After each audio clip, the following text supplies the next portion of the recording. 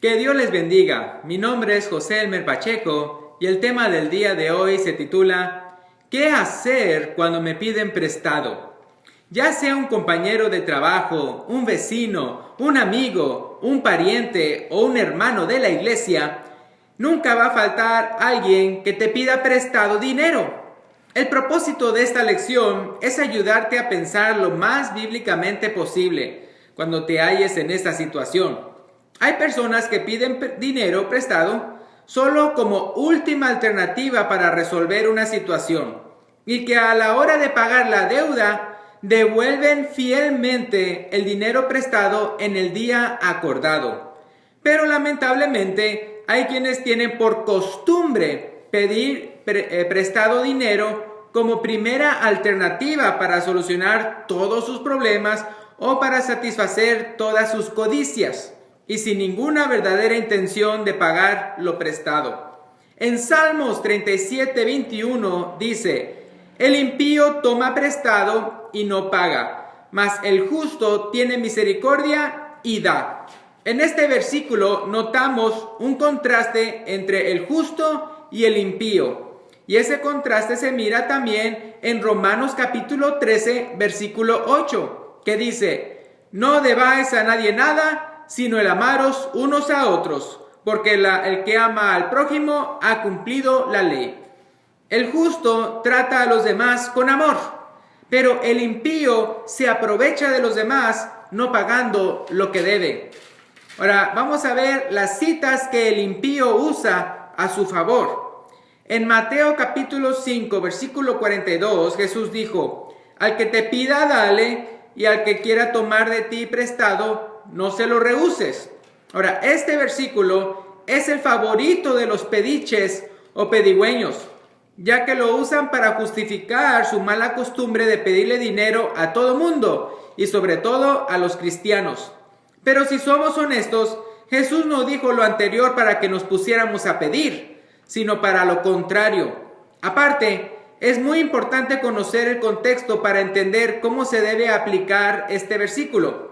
En Mateo capítulo 5, versículo 39 al 42 vemos el contexto, que dice: pero yo os digo, no resistáis al que es malo, antes a cualquiera que te hiera en la mejilla derecha, vuélvele también la otra, y al que quiera ponerte a pleito y quitarte la túnica, déjale también la capa, y a cualquiera que te obligue a llevar carga por 1 milla, ve con él 2.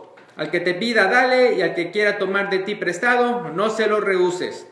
En todo este pasaje, Jesús nos enseña la manera en que debemos reaccionar ante nuestros enemigos, que en aquel entonces eran los soldados romanos que habían conquistado a Israel.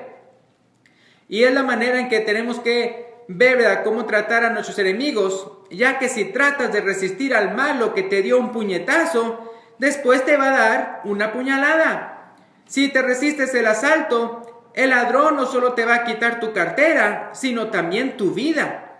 Si el criminal se mete a tu carro y te obliga a que manejes 1 kilómetro, ve con él 2, y tal vez hasta chance de evangelizarlo te dé, lo cual ya ha sucedido en la vida real. Y de la misma manera, cuando el asaltante te pide que le des algo, no se lo rehuses, aunque diga que es prestado. Entonces, con esto podemos ver lo ridículo que es usar Mateo 5:42 para excusar nuestra pedidera. Es como si yo le diera una cachetada a alguien y como excusa le citara Mateo 5:39, que tiene que poner la otra mejilla, ¿verdad? Nadie que tuerce las escrituras queda justificado ante Dios. La otra cita favorita de los que les gusta pedir prestado es la que se encuentra en Lucas 6:30, que dice: a cualquiera que te pida, dale, y al que tome lo que es tuyo, no pidas que te lo devuelva. Pero nuevamente, si somos honestos, Lucas está relatando la misma enseñanza que Jesús ya enseñó y que ya vimos en Mateo. Pero para que no quede duda, vamos aquí, a Lucas capítulo 6, versículo 27 al 30, que dice: pero a vosotros los que oís, os digo, amad a vuestros enemigos, haced bien a los que os aborrecen, bendecid a los que os maldicen, y orad por los que os calumnian. Y al que te hiere en una mejilla, preséntale también la otra. Y al que te quite la capa, ni aun la túnica se la niegues. A cualquiera que te pida, dale. Y al que tome lo que es tuyo, no pidas que te lo devuelva. Entonces, las citas anteriores son aplicables a enemigos, malhechores, criminales, asaltantes, ya que ellos no se van a detener en causarte un mayor daño si no le das lo que quieren. Pero las citas que aplican a las personas razonables que usan estos textos para justificar su pereza, su flojera y su ociosidad, vienen siendo las siguientes. Entonces vamos a ver ahorita lo que debemos hacer con personas razonables. Segunda de Tesalonicenses capítulo 3, versículo 10 al 15, dice: porque también cuando estábamos con vosotros os ordenábamos esto: si alguno no quiere trabajar, tampoco coma, porque oímos que algunos de entre vosotros andan desordenadamente, no trabajando en nada, sino entremetiéndose en lo ajeno. A los tales mandamos y exhortamos por nuestro Señor Jesucristo, que trabajando sosegadamente coman su propio pan. Y vosotros, hermanos, no os canséis de hacer bien. Si alguno no obedece a lo que decimos por medio de esta carta, a este señaladlo, y no os juntéis con él, para que se avergüence. Mas no lo tengáis por enemigo, sino amonestadle como hermano. Entonces aquí Pablo no está contradiciendo lo que Jesús dijo en Mateo 5:42, ya que son dos contextos completamente diferentes. Y no es justo que por andar aplicando mal las enseñanzas de Jesús, se tolere la pereza del mantenido y se le haga sentir mal al piadoso que sabe que no debe contribuir con el holgazán. Imagínate, si con decirte que la iglesia primitiva no aceptaba todas las solicitudes de ayuda que recibía de parte de las viudas. Eso lo podemos ver en 1 Timoteo capítulo 5, 3 al 16. Y eso se los voy a dejar de tarea para que ustedes vean claramente cómo no ayudaban a todas las viudas. Y ahí están las razones de por qué. En 1 Timoteo 5, 3 al 16. Y con esto podemos ver que aunque la viuda quedara fuera de la lista de la ayuda de la iglesia, la viuda no podía regresar y decir: no, pero Jesús dijo, al que te pida, dale. No, porque estas reglas, ¿verdad?, se aplicaban, mira, a ellas. Entonces, muy importante ver los diferentes contextos y aplicar cada contexto en su lugar. Entonces, si ni siquiera se le ayudaba a todas las viudas, sino que tenían que cumplir las reglas de 1 Timoteo 5, 3 al 16, con mucho menos razón iban a andar dando dinero al que es capaz de trabajar y comer su propio pan.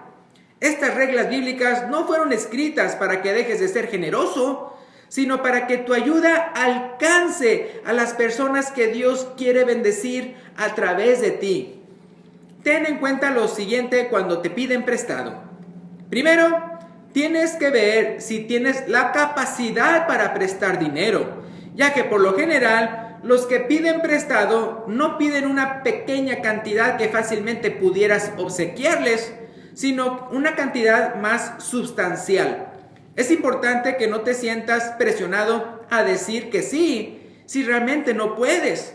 Por otro lado, recuerda que no es necesario responder a la petición en ese mismo momento, sino que tú tienes todo el derecho de decirle: déjame pensarlo. A final de cuentas, toda decisión importante requiere de un tiempo. Entonces, no te sientas presionado a contestarle ahí inmediatamente, si sí o si no, sino dile: déjame pensarlo. Ahora, déjame pensarlo no significa que lo vas a decidir en media hora o al final del día. Significa que te vas a tomar un par de días para checar cómo están tus finanzas, qué es lo que piensa tu cónyuge al respecto y juzgar si la causa del préstamo es real y urgente, o si el que te está pidiendo prestado pudiera realmente tomar otras alternativas para resolver la situación. Ahora, una vez que te has decidido prestarle, toma en cuenta lo siguiente. Primero, decide no prestar más de lo que estás dispuesto a perder y perdonar. Lo voy a repetir. Decide no prestar más de lo que estás dispuesto a perder o perdonar. Aún las personas más honestas pueden pasar por una tragedia que les quite la capacidad de devolverte lo prestado. Luego, no olvides escribir un contrato que diga quién le está prestando a quién, la cantidad de dinero prestado y la fecha o fechas en que se debe de ir pagando la deuda. Ambas partes lo deben de firmar y si se pueden incluir testigos, mejor. Es bueno hacer lo anterior, más que nada para que el que va a obtener el préstamo lo tome en serio y reconozca que es un préstamo. Estoy 100% seguro que unos se van a echar para atrás cuando vean el contrato, porque en realidad no tenían ninguna intención de pagar. ¿Y si no me paga lo que me debe? Entonces, demándalo y échalo en la cárcel. No te creas. Por un lado, no es malo cobrar. Al contrario, si no le cobras, estás contribuyendo a que inicie la mala costumbre de no pagar sus deudas.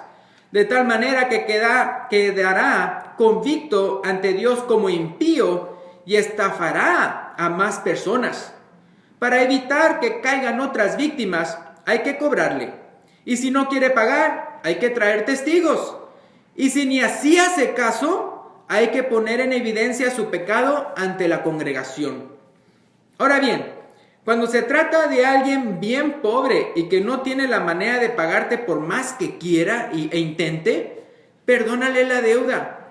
Y no solamente en tu corazón, sino hácelo saber.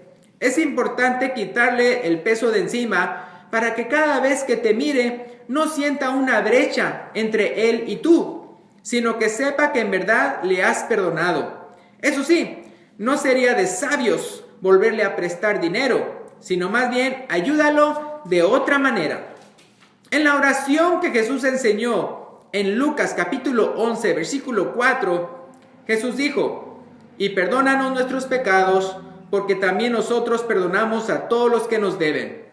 Si se te hace difícil perdonar, solo piensa en la cantidad de pecados que Dios te ha perdonado y lo mucho que le costó a su Hijo.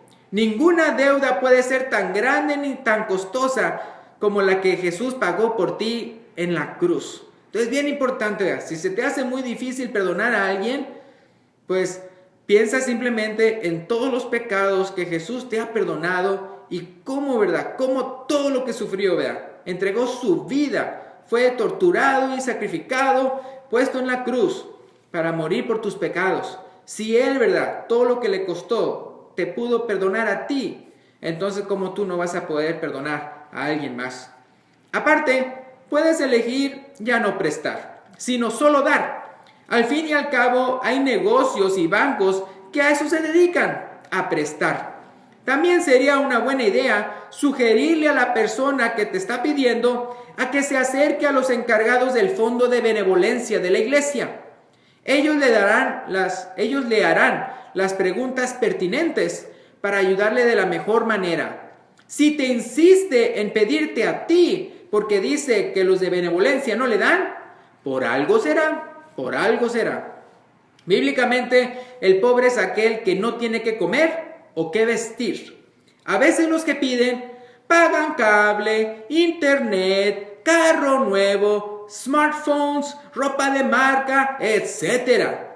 Pero Dios quiere que nos fijemos en los que en verdad no tienen nada.